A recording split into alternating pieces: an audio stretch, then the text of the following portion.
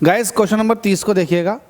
आपसे कह रहा है which force are alpha particle be attracted inside the atom.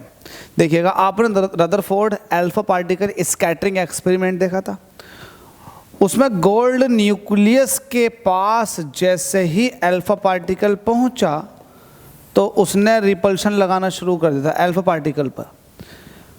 और अगर आपने कुछ एक्यूट एंगल पर भेजा था तो कुछ इस तरह से गया था, कुछ ऑब्ट्यूज एंगल पर गए थे, ठीक है, कुछ इस तरह से ट्रिजेक्ट्री आ रही थी अल्फा पार्टिकल्स की। यस और नो? तो मुझे एक बात बताओ, अल्फा पार्टिकल्स जो होता है प्लस का 2e होता है और न्यूक्लियस के पास पॉजिटिव चार्ज होता है, तो ये कहीं ना कहीं जब अल्फा पार्टिकल न्यूक्लियस की तरफ को अप्रोच कर रहा होगा तो इस पर पॉजिटिव चार्ज होने की वजह से अल्फा पार्टिकल पर एक रिपल्शन फोर्स लगा होगा। दैट्स वाई ये यहाँ गया होगा और डिस्टेंस ऑफ क्लोजेस्ट अप्रोच तक पहुँचने के बाद में ये वापस से आया होगा। तो कहीं ना कहीं फोर्स ऑफ रिपल्शन तो लग रहा होगा, क्योंकि जब ये चलता हुआ जाएगा तो इसकी काइनेटिक एनर्जी घटती गई, फाइनली जीरो हो गई, फिर वापस रिपल्शन फोर्स के इन्फ्लुएंस में बैक हो गई।